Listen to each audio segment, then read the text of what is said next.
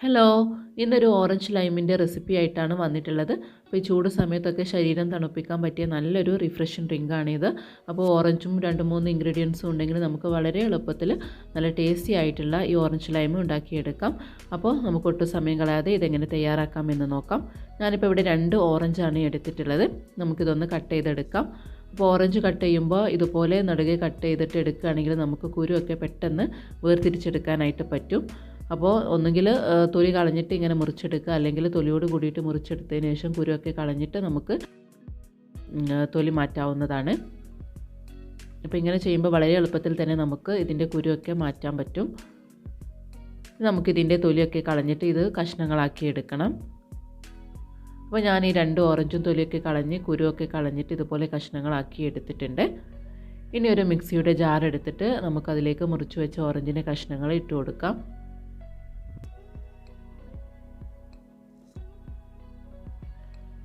ഇനി ഇതിൻ്റെ കൂടെ തന്നെ ഞാനിപ്പോൾ ഒരു ചെറുനാരങ്ങയുടെ പകുതിയുടെ നീരാണ് എടുത്തിട്ടുള്ളത്. അപ്പോൾ ഇത് ഏകദേശം ഒരു ടേബിൾ സ്പൂൺ ഉണ്ടാകും. ഇനി ഇതിലേക്ക് ഒരു ചെറിയ കഷ്ണം ഇഞ്ചി ഇട്ട് കൊടുക്കുന്നുണ്ട്. ഇനി ഇതിൻ്റെ കൂടെ തന്നെ ഒരു പിഞ്ച് ഉപ്പിട്ട് കൊടുക്കുന്നുണ്ട്. ഒരു 1/4 ടീസ്പൂണിൻ്റെ അടുത്ത് മതി. ഇനി അടുത്തായിട്ട് ചേർക്കുന്നത് പഞ്ചസാരയാണ്. അപ്പോൾ പഞ്ചസാരയുടെ അളവ് പറയുന്നില്ല, അത് ഓരോരുത്തരുടെ ഇഷ്ടത്തിനനുസരിച്ചിട്ട് ചേർക്കാം.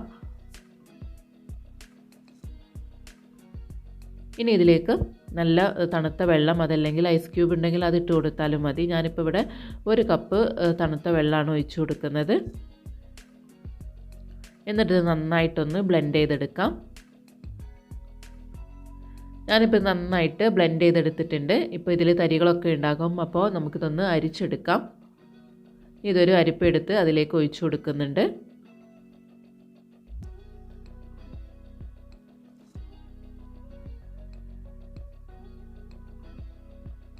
അപ്പോൾ ഇതെല്ലാം അരിച്ചെടുത്തിട്ടുണ്ട്. ഇനി ഇത് കട്ടി കൂടുതലാണെങ്കിൽ നിങ്ങൾക്ക് ലൂസാക്കി എടുക്കാവുന്നതാണ്. കുറച്ചുകൂടെ വെള്ളം ചേർത്തിട്ട് ഒന്ന് ലൂസാക്കി എടുത്താൽ മതി.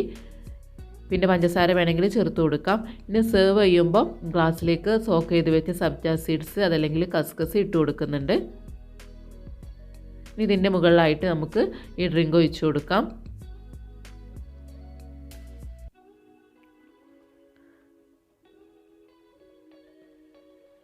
ഞാനിപ്പോൾ ഇത് കുറച്ച് കട്ടിയോട് കൂടിയിട്ടാണ് കേട്ടോ എടുത്തിട്ടുള്ളത്. അപ്പോൾ നമ്മുടെ വീട്ടിലുള്ള ആളുകളുടെ എണ്ണത്തിനനുസരിച്ചിട്ട് നമുക്ക് ഇതിൽ മാറ്റങ്ങൾ വരുത്താം. കുറച്ചുകൂടെ വെള്ളം ഒഴിച്ചു കൊടുത്തിട്ട് ലൂസാക്കിയിട്ട് എടുക്കാം. കാരണം ഇതൊരു ജ്യൂസ് രൂപത്തിലല്ല, ഒരു ഡ്രിങ്ക് ആയിട്ടാണ് നമ്മളിത് സെർവ് ചെയ്യുന്നത്. ഇതിൻ്റെ മേലെയായിട്ട് ഞാൻ കുറച്ചുകൂടെ കസ്കസ് ഇട്ട് കൊടുക്കുന്നുണ്ട്.